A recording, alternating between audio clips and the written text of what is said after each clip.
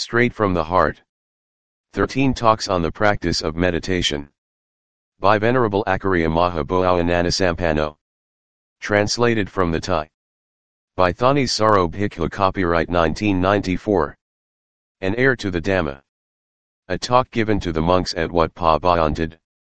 The ordinary mind, no matter whose, when it doesn't yet have any standards and meets up with things that drag it here and there in the wrong directions, will tend to go rolling after those preoccupations without let up, to the point where it can't find any foundation for sustaining its peace and calm. In terms of the Dhamma, these preoccupations are called defilements. We can see them when we begin to practice. The mind stumbles and crawls along, not at all willing to follow the Dhamma, because the defilements are strong. This is something I haven't forgotten, from the time I first set out to practice up until now, because it's a truth that lies embedded in the heart. How could I forget? From the very start of my practice, I was really in earnest, because that's the sort of person I was. I wouldn't just play around. Wherever I would take my stance, that's how it would have to be. When I set out to practice, I had only one book, the Padamokha, in my shoulder bag. Now I was going for the full path and the full results. I was going to give it my all, give it my life. I wasn't going to hope for anything else. I was going to hope for nothing but release from suffering. I was sure that I would attain release from suffering in this lifetime. All I asked was that there be someone who could show me that the paths, fruitions, and nibbana were for real. I would give my life to that person and to the Dhamma through the practice, without holding anything back. If I was to die, I'd die with the practice. I wouldn't die with retreat. My heart was set like a stone post. The first rains after I had set out to practice, I spent in Acariya district, Korat province, because I hadn't been able to catch up with Venerable Acariya Mun. I began accelerating my efforts as soon as I got there, and it wasn't long before my mind attained stillness, because I was practicing both day and night. I wasn't willing to do any other work aside from the work of concentration practice, sitting and walking meditation in my own stumbling and crawling way. My mind was able to quiet down, so I really accelerated my efforts. But then, as I've told you before, it regressed when I was making a clod. Up to that point, I was no mean hand at concentration. It was really solid. I was sure that the paths, fruitions, and nibbana were for real, because the mind was really solid. It wasn't affected by anything at all. But even then it still managed to regress just because I made a single clod. When I reached Venerable Acariya Mun, he taught me the Dhamma as if it came straight out of his heart. He would never use the words, it seems to be. Because it really came right out of his heart how he had practiced, what he had known and seen. It was as if he kept saying, right here. Right here. So did he see or didn't he? Did he know or didn't he? Right here. Where were the paths, fruitions, and nibbana?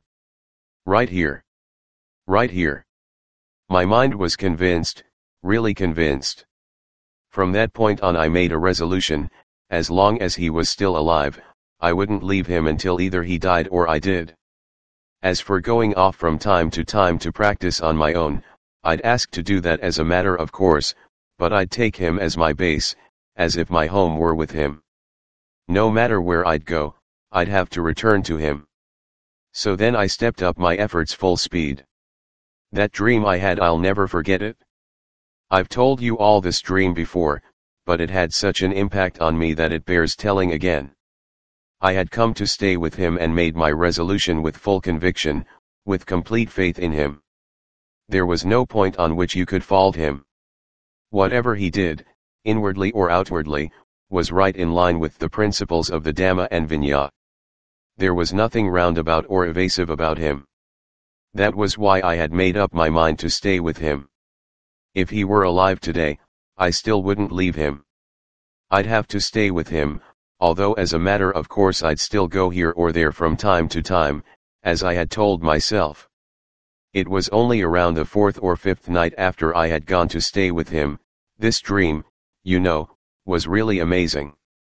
I dreamed that I was fully robed, carrying my bowl and clod, following an overgrown trail through the jungle. There were no side paths on either side. Both sides were full of thorns and brambles.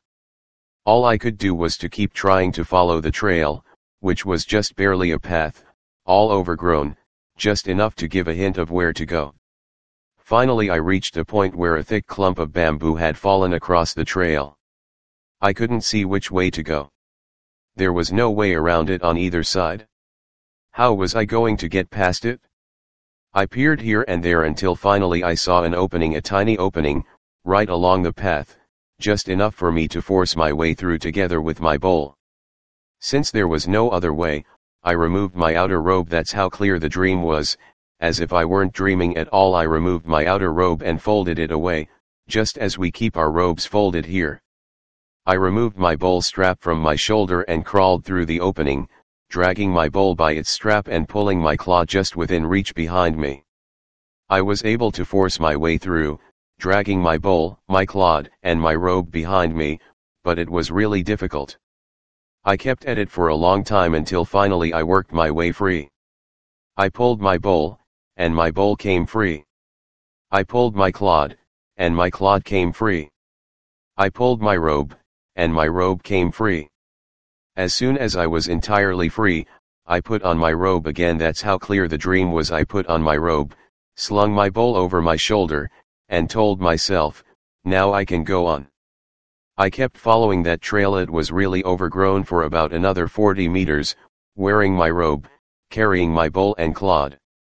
Looking ahead, there was wide open space. In front of me was the ocean. Looking across, there was no further shore. All I could see was the shore on which I was standing and a tiny island, way out in the distance, a black speck on the edge of the horizon. I was going to that island. As soon as I walked down to the water's edge, a boat, I don't know where it came from and I didn't notice whether it was a speedboat or a rowboat or whatever, a boat came up to the shore and I got in. The boatsman didn't say anything to me. As soon as I sat down in the boat and got my bowl and other things in, the boat sped out to the island, without my having to say a word. I don't know how it happened. It kept speeding out to the island. There didn't seem to be any dangers or waves or anything at all. We went silently and in no time at all we arrived because, after all, it was a dream. As soon as I reached the island, I got my things out of the boat and went ashore. The boat disappeared completely, without my saying even a word to the boatsman. I slung my bowl over my shoulder and climbed up the island. I kept climbing until I saw Venerable Acariya sitting on a small bench, pounding his betel nut and watching me climb up towards him. Maha, he said, how did you get here? Since when has anyone come that way? How were you able to make it here? I came by boat. Oh ho. That trail is really difficult. Nobody dares risk his life coming that way. Very well then, now that you're here, pound my betel for me. He handed me his betel pounder, and so I pounded away chalk, chalk, chalk. After the second or third chalk, I woke up. I felt really disappointed. I wished I could have continued with the dream to see at least how it ended. That morning I went to tell my dream to Venerable Acariya. He interpreted it very well. This dream, you know, he said, is very auspicious. It shows the pattern for your practice without any deviations. Follow the practice in the way that you've dreamed. In the beginning, it'll be extremely difficult. That's what he said. You have to give it your best. Don't retreat. The beginning will be difficult. The part where you made it through the clump of bamboo, that's the difficult part. So give it your best. Don't you ever retreat. Once you get past that, it's all wide open. You'll get to the island without any trouble. That's not the hard point. The hard point is right here. I listened to him, really listened to him, and it went straight to the heart. Even if it kills you, don't retreat at this point. Here at the beginning is the hardest part where the mind advances and regresses. This part is so hard that you'll want to go smash your head against that mountain over there out of frustration. The mind advances and regresses, over and over again. Once you get past this point, though, you'll make progress easily, without any obstacles at all. That's all there is to it. Give it your best at the beginning and don't retreat. Understand? That's what he said.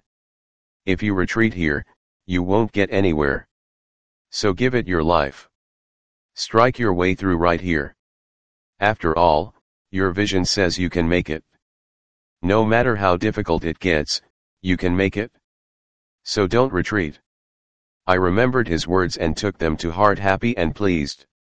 I kept practicing until that following April in line with what he had said. The mind had regressed ever since December the previous year until December of that year and then on into April. It still hadn't advanced. It would advance to full strength and then deteriorate, again and again, for a year. It wasn't until April that I found a new approach, focusing on my meditation theme in a new way so that it was really solid. From that point on I was able to sit in meditation all night long. The mind was able to settle down in full measure, which is why I accelerated my efforts from then on. Speaking of the difficulty, that's how difficult it really was for me. From there on in, the mind was centered and never regressed. The way it had regressed before was an excellent teacher. I'd absolutely refuse to let it regress again, that was how I felt. If it regressed again, I'd die. I couldn't stand to stay in the world bearing the massive suffering that would come if it regressed again, because I had already been through it once more than a year of the most acute suffering. There's no suffering that burns more than the suffering that comes when the mind regresses. If it were to regress again, it'd kill me, which was why I was really meticulous in keeping watch over myself from then on. I wouldn't let the mind regress, and so it kept on progressing. The first time I saw the marvelousness of the mind was when I began sitting in meditation all night right from the very first night. I was investigating pain, and was it ever severe? At first I hadn't planned on sitting until dawn, you know. I was simply sitting along, and the pain began to grow. No matter how I contemplated it, I didn't get anywhere at all. What is this? Okay, if I'm going to die today, let me die. So I made resolution in that moment, from this moment on, I won't get up until dawn. So, if I survive, so be it. If not, so be it. I struck right into the pain, to the point where the mind, which had never examined anything in that way. Discernment had never moved into action that way, you know, but when it was really cornered, at the end of its rope. Discernment stirred itself into action, keeping up with events from every angle until it was fully alert to the pain, alert to the body, and understood the affairs of the mind. Each was a separate reality. They then split away from one another and disappeared completely, even though nothing like that had ever happened to me before. The body disappeared from my sense of awareness. The pain completely vanished. All that was left was an awareness that was simply aware. It wasn't the sort of outstanding awareness we might imagine it to be. It was just simple awareness, but very subtle, very refined, and very amazing in that moment. When I retreated from that state, I renewed my investigation, but when I used the strategies I had used before, I didn't get any results. Because they were now illusions to the past.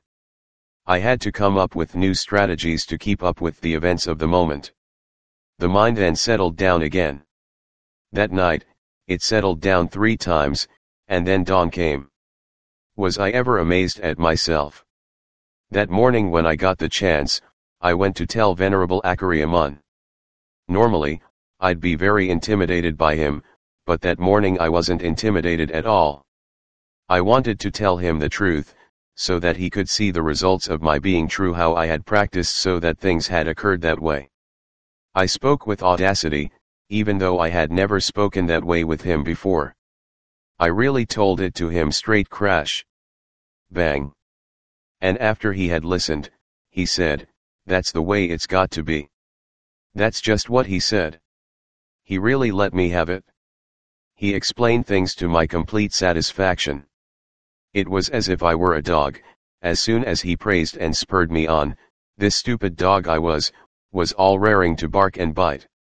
After 1 or 2 more days, I sat up in meditation all night again. After another 2 or 3 more days, I did it again, until the mind was thoroughly amazed. The affairs of death, you know, disappear when the mind really knows.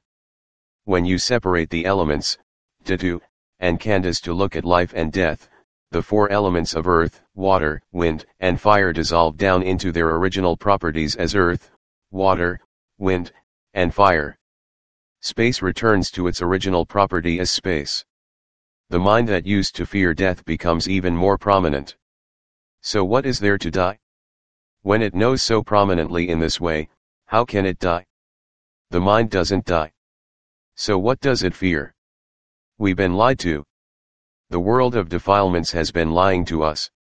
Lying, here, means that defilement has lied to the living beings of the world, making them fear death, even though actually nothing does. When I'd investigate one day, I'd get one approach, another day, I'd get another approach, but they were all hard-hitting and amazing. The mind was more and more amazing and brave, to the point where I felt, when the time comes to die, what sort of pain do they think they're going to bring out to fool me? Every facet of today's pain is complete in every way. Beyond this, there's simply death. I've seen all these pains, understood them all, and dealt with them all. So when the time comes to die, what sort of pain are they going to bring out to deceive me? There's no way they can deceive me. The pain will have to be just this sort of pain. As for death, nothing does. So what is there to fear aside from the defilements that lie to us, making us fall for their fake tricks and deceits? From this point on, I'll never fall for their tricks again. That's the way the mind is when it knows, and it knew clearly right from the very first night. As for the mental state that had progressed and regressed, up to that first night it hadn't regressed. Beginning that previous April, it hadn't regressed, but it still wasn't clear. That first night, though, it became clear. Oh, this is how it's supposed to be, the mind that doesn't regress. It was as if it had been climbing up and falling down, climbing up and falling down, until finally it climbed up and grabbed hold tight, 100% sure that it wouldn't regress. This was why I stepped up my efforts full speed. During that rains retreat, Vasa, I sat up all night in meditation 9 or 10 times, but never 2 nights in a row. Sometimes I'd skip 2 or 3 nights, sometimes 6 or 7. I got to the point where I was completely sure about pain, heavy or light, big or small. I understood how to deal with pain, how to sidestep it, how to cure it right in time, without being shaken by it. I wasn't even afraid of death, because I had investigated it with the most completely adroit strategies. Mindfulness and discernment were completely up on death in every way. Speaking of effort in the practice, my 10th rains beginning from the April after my 9th rains was when I made the most all-out effort. In all my life, I have never made a more vigorous effort, in terms of the body, than I did during my 10th rains. The mind went all out, and so did the body. From that point on, I kept making progress until the mind was like rock. In other words, I was skilled enough in the solidity and stability of my concentration that the mind was like a slab of rock. It couldn't easily be affected by anything at all, and then I was stuck on that concentration for 5 full years. Once I was able to get past that concentration, thanks to the hard-hitting Dhamma of Venerable Acariya, I set out to investigate. When I began to investigate with discernment, things went quickly and easily because my concentration was fully prepared. It was as if all the materials for building a house were right at hand, but I hadn't yet put them together into a house, and so they were just useless pieces of wood. My concentration simply stopped at concentration that way. When I didn't put it together into mindfulness and discernment, it couldn't support anything at all. Which is why I had to set out investigating in the way with which Venerable Acariya hit me over the head. As soon as he hit me, I set out, and no sooner had I set out than I began to know what was what. I was able to kill off that defilement, cut this one down, step by step. I began to wake up. Here I've been lying in concentration as if I were dead for all these months, all these years, and it hasn't accomplished a thing. So now I stepped up my efforts at discernment, making it spin day and night without anything to put a brake on it at all. But, you know, I'm the sort of person who goes to extremes. Whatever tack I set out on, that's the only tack I take. When I began following the path of discernment, I started criticizing concentration as being like lying down dead. Actually, concentration is a means for resting the mind. If you practice just right, that's the way it is. But instead, I criticized concentration as being like lying down dead. All these years, and it hasn't given rise to discernment. So I stepped up my efforts at discernment, beginning first with the body. When I contemplated unattractiveness, it was remarkable, you know. Really remarkable. The mind, when it contemplated, was adroit and audacious. I could perceive right through whatever I looked at, man, woman, no matter how young. To tell you frankly how really audacious the mind was, and here I have to ask the forgiveness of both the men and women involved if it's wrong to speak too frankly. It wouldn't have to be a question of old women, you know. If the gathering was full of young women, I could march right in without any sign of lust appearing at all. That's how daring the mind was because of its contemplation of unattractiveness. Looking at a person, there would just be the bones wrapped up in skin, nothing but flesh all glaring and red. So where could I see any beauty? The power of the unattractiveness was really strong. No matter whose body I looked at, that's how I'd perceive it. So where would there be any beauty to make me feel desire? This was why I'd dare march right in, really beautiful young women, you know. I'll have to keep asking forgiveness until I've finished with this forest madness. I could march right in with no trouble at all when I felt daring like this, because I was sure of my strength. But this daring wasn't right, in terms of the point at which the mind really had its fill of lust. Which is why I criticized myself afterwards, after the mind had passed this point. This daring was a kind of madness. But while I was following the path, it was right, because that was how I had to follow it through. This is like criticizing food after you've eaten your fill. Right or wrong, it's the same sort of thing. I contemplated unattractiveness until no physical desire appeared at all. It gradually faded away, all on its own, without giving any reason at any specific time or place. It didn't give me any assurance that lust or passion for the male or female body had disappeared at this or that point in time and place, so I had to deliberate again. I wouldn't go along with the simple fading away on its own. That is, my mind wouldn't accept it. If lust had been wiped out at any particular point, there should have been some sort of indication. So that I could know clearly that it was all gone for this or that reason, at this or that moment, this or that place. It should have had its moment. So now the mind had to back up and contemplate to find various approaches to remedy the situation. If it were really all gone, why hadn't there been a clear indication that it had been wiped out at this or that moment? As soon as I saw a person's body, I would perceive right through it. There would be nothing but flesh and bones in that body. It wouldn't be a beautiful woman or a beautiful person or anything, because the power of my contemplation of unattractiveness was so strong that I'd perceive everyone as a pile of bones. What would there be to make the mind feel attraction or desire when it's in a state like that?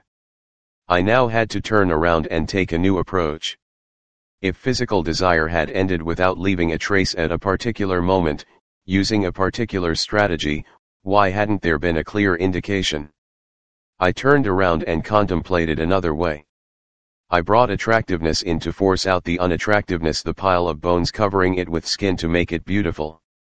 I had to force the mind, you know. Otherwise it would immediately break through to unattractiveness. Because it was so adept that way. I forced the mind to visualize the bones covered with skin so that they'd be beautiful, and then had that beautiful body cling right to mine. That was how I contemplated. I'd do walking meditation visualizing the beauty of that body clinging to mine, clinging right to mine as I walked back and forth. So, how much time would it take? If there was any desire still left, it would have to show. If not, then let me know that it was gone. I practiced this way for 4 full days without any physical attraction or desire appearing at all. Even though it was an extremely beautiful body, nothing appeared. The image kept trying to change into a pile of bones wrapped in skin, but I forced the mind to stay just at the skin level. The 4th night, tears began to flow. I've had enough. I give in. In other words, the mind wasn't feeling any pleasure. It said that it had had enough, so I tested it again. Enough of what? If you admit that there's no more desire, then let me know. I won't accept your giving in like this. To give in like this is just a ruse. I won't go along with it.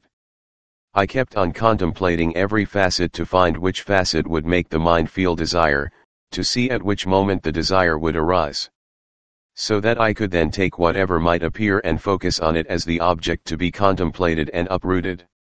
The night got later and later, and I kept on focusing in, but I wasn't focused on contemplating unattractiveness at that point.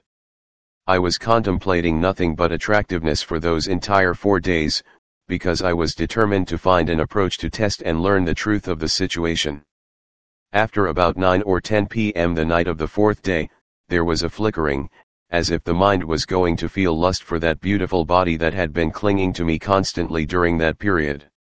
It was a peculiar sort of flickering. Mindfulness was alert to it, because mindfulness was there all the time. As soon as the flickering appeared, I kept encouraging it. See that flickering? We've caught the criminal who has been in hiding. See? So how can it be gone? If it's gone, why does it have to behave like this? I focused in on it. That flickering was simply a condition of the mind that appeared only slightly, with no effect on the body at all.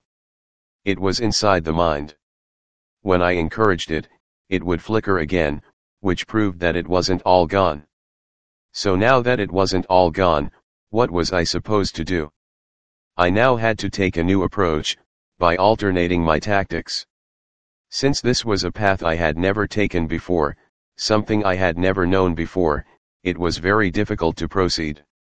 As soon as I'd focus on unattractiveness, attractiveness would vanish in the flash of an eye. It would vanish extremely fast because I was already adept at unattractiveness. As soon as I'd focus on unattractiveness, the body would turn immediately into a pile of bones, so I would have to focus on attractiveness to make it beautiful again. I kept changing back and forth between the two this way. This took a long time because it was a path I had never trod. I didn't understand, so I had to try out different methods until I could be sure and settle on one path or another. I finally came to the truth when I was sitting visualizing an image of unattractiveness right in front of me. The mind focused on unattractiveness standing still right there. I wouldn't let it move or change in any way. I had it stay right there like that. If it was an image of bones wrapped in skin or a pile of bones with the skin removed, I had it stay right there in front of me. The mind stared right at it, with mindfulness focused, waiting to learn the truth from that image of unattractiveness, to see what it would do, how this pile of unattractiveness would move or change. However I stared at it, that's how it would stay, because of the adeptness of the mind. If I wouldn't have it destroy the image, it wouldn't destroy it. I forced it not to destroy it. If I had focused on destroying it, it would have been demolished in an instant because of the speed of discernment. But I didn't let the mind destroy it. I had it stay right there in front of me in order to exercise and experiment to find the truth of which I could be certain. As I kept focusing in, the image of unattractiveness standing there before me was gradually sucked into the mind, absorbed into the mind. So that I finally realized that unattractiveness was a matter of the mind itself. The state of mind that had fixed on the idea of unattractiveness sucked it in, which meant that attractiveness and unattractiveness were simply a matter of the mind deceiving itself. The mind then let go in a flash. It let go of external unattractiveness. It understood now because it had made the break. This is how it's supposed to be.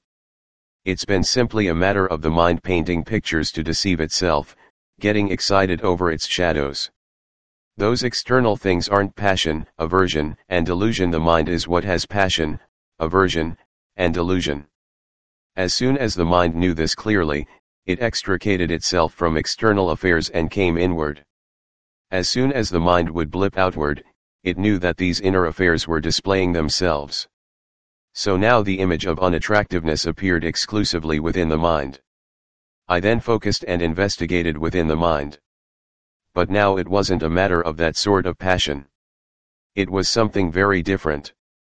The affairs of worldly passion now were all gone. The mind understood clearly that things had to make the break that way. It had passed its verdict. It had understood. So now that there was the image appearing within, the mind focused within. As soon as it focused within, it knew clearly that this internal image came from the mind. When it disappeared here and didn't go anywhere else. The instant after I'd focus on making it appear, it would vanish. Before I had focused on it for long, it would vanish. After that, it was just like a lightning flash. As soon as I focused on making an image, it would vanish immediately, so there was no time to elaborate on its being attractive or anything at all. Because of the speed of the arising and disappearing. The instant it would appear blip, it would vanish. From that point on, there were no more images in the mind. The mind became a completely empty mind. As for external unattractiveness, that problem had already been taken care of. I had understood it from the moment it was sucked in toward the mind, and the mind had immediately let go of external unattractiveness. It let go of sights, sounds, smells, tastes, everything external because the mind was what had been the deceiver. Once I understood this point clearly, those other things were no longer a problem. The mind had understood immediately and let go of external things once and for all. After the internal images had all disappeared, the mind was empty. Completely empty. Whatever I focused on was completely empty. I'd look at trees, mountains, buildings, and see them simply as shades, as shadows. The major part the mind was empty all through. Even when I'd look at my own body, I'd see it simply as a shadow. As for the mind itself, it was empty clear through to the point where I exclaimed to myself, is the mind really this empty? It was empty at all times. Nothing passed into it. Even though it was that empty, I would form mental pictures as a way of exercising it. Whatever image I'd form would be a means of exercising the mind to make it even more adept at emptiness, to the point where after a single blip it'd be empty, a single blip and it'd be empty. The moment anything was formed blip, it'd be empty right then. At this point, the point where the mind was empty in full measure, this awareness was also prominent in full measure. It fully comprehended Rupa, Vedana, Sana, Sankhara, and Vijnana. It fully let go of them on its own, without anything left. All that was left was awareness. There was a feeling of relatedness and intimacy, a very subtle sensitivity for this awareness that is hard to describe in line with its reality. There was a feeling of absorption exclusively for this awareness. Any other condition that arose would vanish in the same instant. I kept watch over it. Mindfulness and discernment on this level. If this were the time of the Buddha, we would call them super mindfulness and super discernment, but in our day and age we shouldn't reach for those labels. It's enough for our purposes to call them automatic mindfulness and discernment. That's appropriate enough for them. There's no need to call them anything more exalted than that, for this doesn't deviate at all from the truth as it exists. This is why the mind was prominent, and this prominence made it bright all the way through. One day I was doing walking meditation on the western side of Wat Doi Dhammakadai. I had gone without food for 3 or 4 days, and that day was the lunar Sabbath, so people were coming to the monastery to give alms. I went off to do walking meditation from daybreak and came back only when it was time to receive alms in front of the main hall. When I was standing in contemplation on the meditation path, an uncanny feeling of wonder arose, to the point where I exclaimed, "Why is it that this mind is so amazing? Whatever I look at, even the earth on which I'm treading, and see clearly with my eyes, why is it that the mind, which is the major part, is completely empty? There are no trees or mountains in the mind. It's completely empty, with nothing left. There's nothing but emptiness filling the heart." I stood there contemplating for a moment, when a kind of realization appeared. If there is a point or a center of the knower anywhere, that is the essence of a level of being. That's what it said, and I was bewildered. Actually, the word point referred to that point of the knower. If I had understood this problem in terms of the truth that appeared to warn me, things would have been able to disband right then and there. But instead of understanding, I was bewildered because it was something I had never before known or seen. If there was a point, it would be the point of the knower. If there was a center, it would mean the center of the knower. Where was it? There, in that knowing mind. That was the essence of a level of being. The statement that appeared in the mind already said so clearly. There was nothing at all wrong about it, but I was simply bewildered. What is this? So for the time being I didn't get any benefit from it at all. I let more than 3 months pass by in vain, even though the problem was still weighing on the mind. I couldn't set it down. When the time came for me to know, I was contemplating just the mind, nothing wide-ranging or anything, because the mind had already known everything on the blatant level. Whatever sights, sounds, smells, tastes, or tactile sensations there might be throughout the cosmos, the mind had already known, understood, and let go. It wasn't interested in investigating them. It wasn't even willing to investigate Rupa, Vedana, Sana, Sankhara, or Vinana at all. It was interested only in that conspicuous awareness, together with the subtle feelings within the mind. Mindfulness and discernment kept making contact with that awareness, examining it back and forth. But you should know that the point I referred to was still a conventional reality. No matter how magnificent it might be, it was still magnificence in the realm of convention. No matter how radiant or splendid it might be, it was still radiance and splendor in the realm of convention. Because there was still unawareness, avijja, within it. Unawareness forms the essence of conventional reality. The point of that prominence eventually began to show its ups and downs in keeping with the very refined level of the mind, so that I was able to catch sight of them. Sometimes it was a little tarnished, sometimes radiant, sometimes stressful. Sometimes at ease, in line with the refinement of the mind on this level, enough for me to detect its irregularities. Mindfulness and discernment on this level were very meticulous guardians of the state of mind, you know. Instead of aiming my guns, mindfulness and discernment, in on the mind, I had aimed them outside, as unawareness had deceived me into doing. This is why unawareness is said to be really cunning. There is nothing more cunning than unawareness, which is the final point. Greed, for example, is something blatant, easy to understand and plainly harmful, and yet world is still content to feel greed. Think about it. Anger is also blatant, and yet the world is still content to feel anger. Infatuation, love, hate. All these things are blatant, easy to understand and plainly harmful, and yet the world is still content to feel them. But this was not the same sort of thing at all. It had gone way beyond. It had let go of all those other things, but why was it still attached to this radiance, this marvel? Now that it was inside, it would become tarnished, just a little. It would display stress, just a little, which was a form of change and nothing constant or trustworthy, so that I could catch sight of it.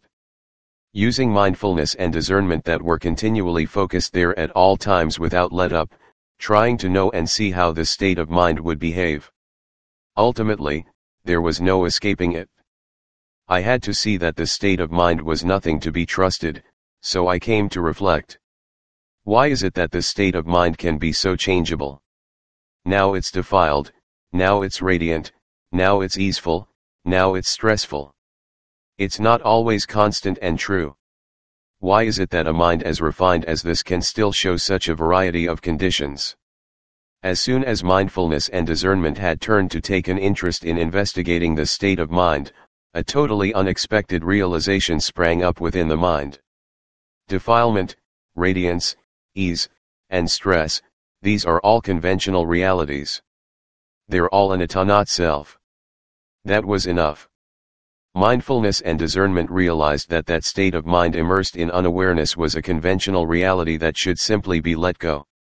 It shouldn't be held to. A moment after this realization arose to warn mindfulness and discernment, which were acting as the sentinels at that moment. It was as if the mind, mindfulness, and discernment each became impartial and impassive, not stirring themselves to perform any duty at all. At that moment the mind was neutral, not focused on anything, not alluding absent-mindedly to anything anywhere. Discernment didn't do any work. Mindfulness was alert in its normal way, without being focused on anything. That moment when the mind, mindfulness, and discernment were each impassive and impartial was the moment when the cosmos in the mind over which unawareness held sway trembled and quaked. Unawareness was thrown down from its throne on the heart. In its place, the pure mind appeared at the same moment that unawareness was toppled, smashed, and eradicated through the power of triumphant mindfulness and discernment the moment when the sky came crashing down and the cosmos, within, trembled and quaked, showing its final marvel on the border between convention and release. Judgment was passed in the court of justice, with knowledge and vision of release acting as judge. The middle way, the truth of the path, was declared absolute winner. While the truth of the origin of stress was knocked out and carried off on a stretcher, with no way of reviving ever again. I was utterly astounded and exclaimed, "Isn't it amazing? Isn't it amazing? Where has this Dhamma been hiding? How is it that the genuine Dhamma, this amazing Dhamma, exceeding all expectations, exceeding all the world, has now appeared in the mind and is one with the mind? And before, where were the Buddha and noble Sangha? How is it that these tremendously amazing refuges have now become one with the heart? Is this what the true Buddha, Dhamma, and Sangha are like? They didn't fit in with any guesses or speculations at all, but were simply a pure truth dwelling with a pure truth." Then I reflected with discouragement back on my fellow living beings with regard to the Dhamma that was in my heart. Since this is what the genuine Dhamma is like, how could it be brought out and taught so that others would know and understand? Wouldn't it be more appropriate to live alone until the day the body breaks apart, rather than try to teach anyone? As soon as I considered this, a kind of realization suddenly appeared to me. The Lord Buddha knew this amazing Dhamma all by himself but was able to become the teacher of living beings throughout the three levels of the cosmos. How is it that I have been able to teach myself and yet get discouraged at the thought of being able to teach others? The way to teach, the way to know isn't hidden or mysterious. When I realized this, my discouragement at the thought of teaching my friends gradually faded away. This event made me think of the first moments after the Buddha's awakening. When he wearied at the thought of taking the excellent Dhamma in his heart and teaching it to the world because he felt that it lay beyond the capability of other people to realize it. Even though he had aspired to be a teacher, to instruct the world, he felt that the Dhamma he had realized was a Dhamma beyond reach. That it would be hopeless to encourage the world to accept it and practice so as to know it. But when he reflected on the path he had followed to awakening, he realized that the Dhamma wasn't beyond reach or beyond hope. That there would be infinite benefits for the world if he were to teach the way of the Dhamma whose results he had come to see beyond a doubt. This was why he made up his mind to teach the world from that point on. The reason I had felt the same way was because it was a Dhamma I had never before seen or known, and it was a Dhamma utterly amazing. When I looked solely at the results in the present, without reflecting back on the causes the path I had followed, I felt disheartened and abandoned the idea of telling or teaching anyone about this Dhamma. But since reflecting back on the path I had followed, I have felt more like speaking and acting out the various facets of the Dhamma.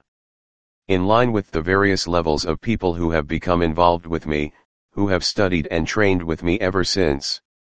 To the point where I have become a sham Acariya as decreed by monks, novices, and people in general. This being the case, I've had to speak, teach, preach, and scold, heavily or lightly as events may call for. I have to beg the forgiveness of my listeners and readers for speaking in an uncouth way to the point of being ugly. But when this scrap of a monk was hiding out in the forest and mountains, he suffered mightily while training himself by struggling in various ways on the verge of death. Because of all sorts of sufferings without anyone to provide him with a funeral. No one knew or was interested, except for a few of those people in the forest and mountains on whom I depended to keep my life going from one day to the next. Who may have known of some aspects of some of my sufferings. For this reason, the statement that the Buddha practiced to the point of losing consciousness before gaining awakening is a truth that those who practice wholeheartedly for the sake of the Dhamma, the paths, fruitions, and nibbana, have to believe wholeheartedly without any doubt. Only those who have never practiced or had any interest in practice, or who practice by tying pillows to the backs of their heads and waiting for defilement to die, or dig graves for defilement by lying down and waiting to rake in the paths, fruitions, and nibbana, won't believe in the difficulty with which the Buddha and his noble disciples practiced. Especially at present, when people are very clever. Whatever would fly in the face of their already being wise and all-knowing, no matter how right or good or fantastic that thing might be. They aren't willing to use it to take the measure of their own wisdom. As a result, their wisdom can't escape creating a lot of foolishness for themselves and the common good. For this reason, the path leading to depravity for the mind and the path leading to Dhamma within the mind are very different. Those who practice, the Dhamma says, are those who investigate and reflect on every facet of the world and the Dhamma without being complacent. No matter what posture we are in, no matter where, we should always use mindfulness and discernment to look after ourselves. We shouldn't be concerned with the deficient or developed manners, the good or bad behavior of other people, the points they give us or take away, more than we are concerned with our own deficient or developed manners, our own good or bad behavior and the points we give or take away from ourselves. This is the path of the Dhamma for those who practice the Dhamma, who are always imbued with Dhamma. The opposite way is the low path for those with low minds, with no righteousness infiltrating them at all.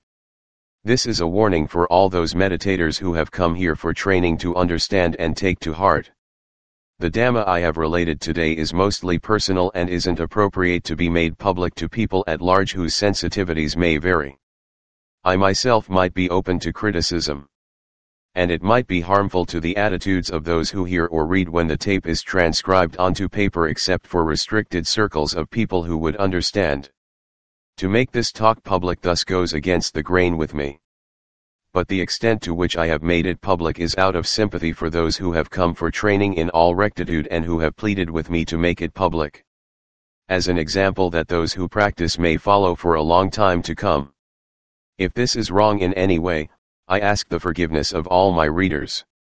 It's with the thought that there will be many people endowed with rectitude in the practice of meditation, both now and the future, who might get some benefit from this outlandish talk, that I put up with the embarrassment of having exposed my own stupidity in it.